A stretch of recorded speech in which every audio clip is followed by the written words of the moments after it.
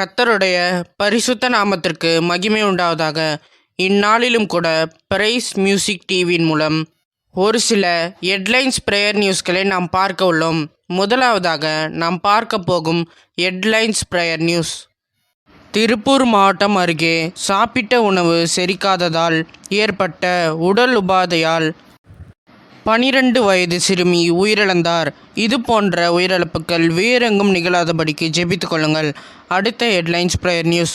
விழுப்புரம் மாவட்டம் செஞ்சி அரசு ஆண்கள் மேல்நிலைப் பள்ளியில் 11ஆம் வகுப்பு ஆசிரியர் பிரம்பால் 72 மாணவர்களை தாக்கியதால் மாணவர்களின் உடலில் அதிக அளவில் காயங்கள் ஏற்பட்டுள்ளதாக கூறப்படுகிறது.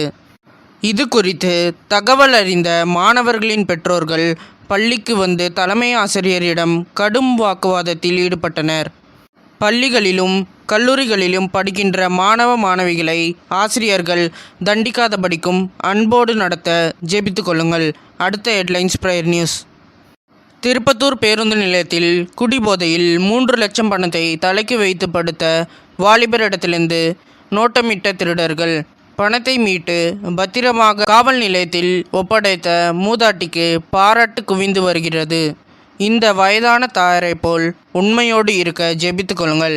அடுத்த ஹெட்லைன்ஸ் பிரேயர் நியூஸ். புதுச்சேரி மாவட்டம் பேருந்து நிலையத்தில் கல்லூரி மாணவியை கொலை செய்துவிட்டு தப்பியோடிய இளைஞரை போலீசார் தேடி வருகின்றனர். இத்தகைய கொடூரமான கொலை சம்பவங்கள் நிகழாதபடிக்கு ஜெபித்துக் கொள்ளுங்கள். அடுத்த ஹெட்லைன்ஸ் பிரேயர் நியூஸ். சேலம் மாவட்டத்தில் சூதாட்டத்துக்காக கடன் வாங்கிய நபரை கடத்தி 5 லட்சம் ரூபாய் பணம் கேட்டு மிரட்டிய இளைஞர்களை போலீசார் மடக்கி பிடித்து சிறையில் அடைத்தனர். இது போன்ற நபர்கள் தீய பழக்கத்திலிருந்து விடுபடவும் சூதாட்டத்துக்காக கடன் வாங்குவதை தவிர்க்கப்பட ஜெபித்துக் கொள்ளுங்கள். அடுத்த ஹெட்லைன்ஸ் பிரேயர் நியூஸ். விழுப்புரம் அருகே கல்லூரி மாணவர் அடித்து கொல்லப்பட்டது தொடர்பாக 3 பேரை பிடித்து காவல்துறையினர் விசாரணை நடத்தி வருகின்றனர்.